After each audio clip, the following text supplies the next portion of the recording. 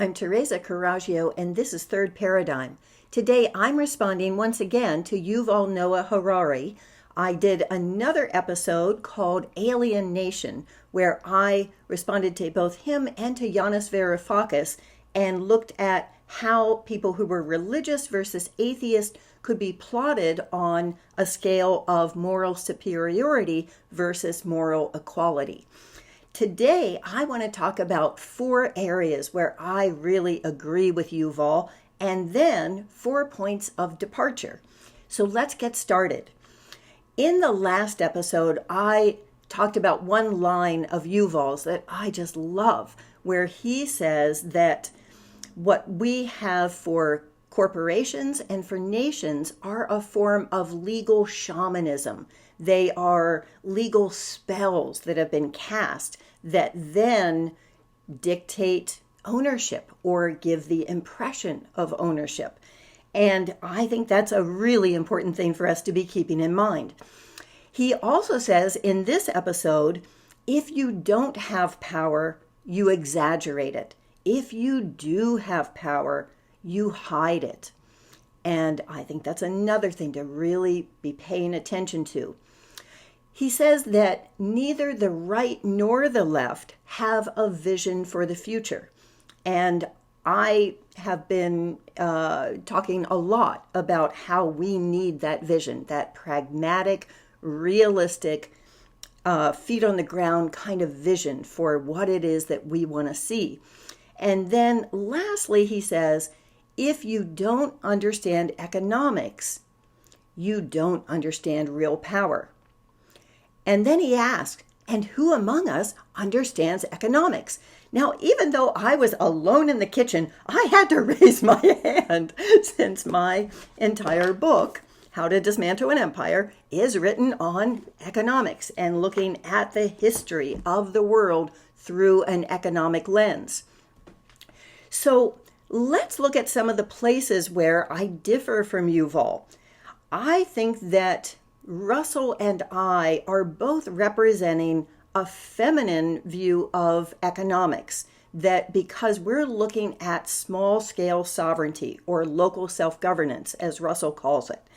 And in this episode, Russell asks about Gandhi and the 10,000 villages that Gandhi thought India should be divided into. And Yuval says that doesn't work for the 21st century. That's not a model that can be done, that 1.3 billion people are too many to feed to experiment with your process. Now, I think that the idea that Modi is feeding 1.3 billion people is very patriarchal. He's not feeding anybody as far as I am aware. He's preventing people from feeding themselves, which is what Vandana Shiva will tell you, that we've already done the experiment, or they've done the experiment, which was called the Green Revolution. And the Green Revolution with Bill Gates has resulted in far more hunger than they had before, and a rash of thousands of farmer pesticide suicides. There's also, as I talked about in my last episode on patriarchal pyramid or matriarchal matrix, I talk about Operation Green Hunt, where the military has said that it is their objective to move 85% of rural peasants into the cities and off the land so that they're not interrupting things like mining agreements.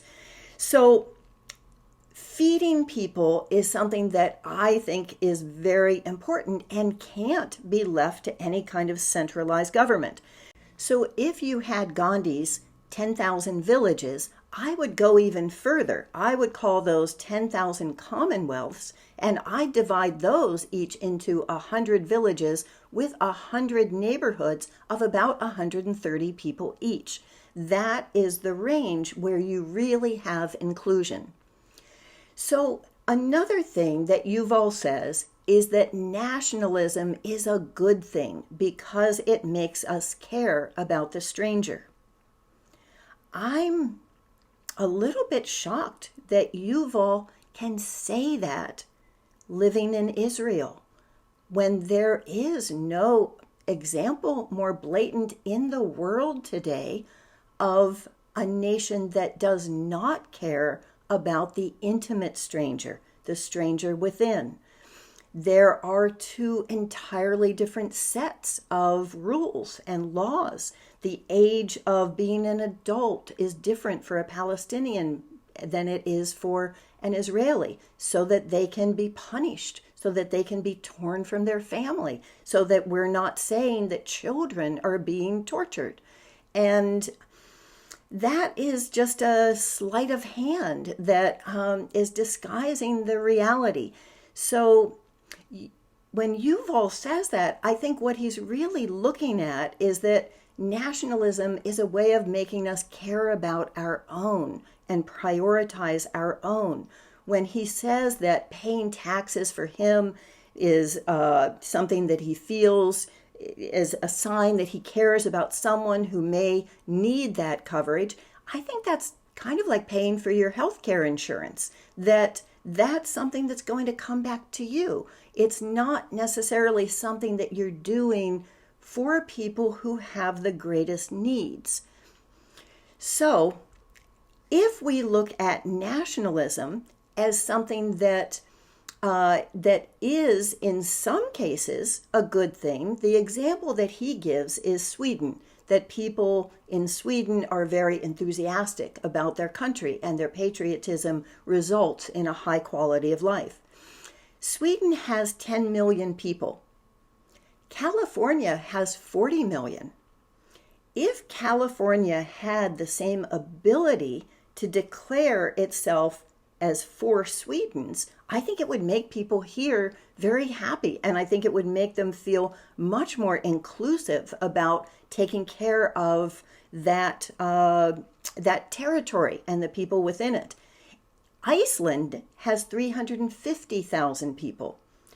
If you took California, it would make up 100 Icelands. I think that would make us even happier. And so at that level, you really can be able to control what happens in your territory and to care for the people who are there. But because of these legal shamanism spells, a country of Iceland's size is allowed to determine its constitution and crowdsource it. It can determine its trade policies. It can take over its banks.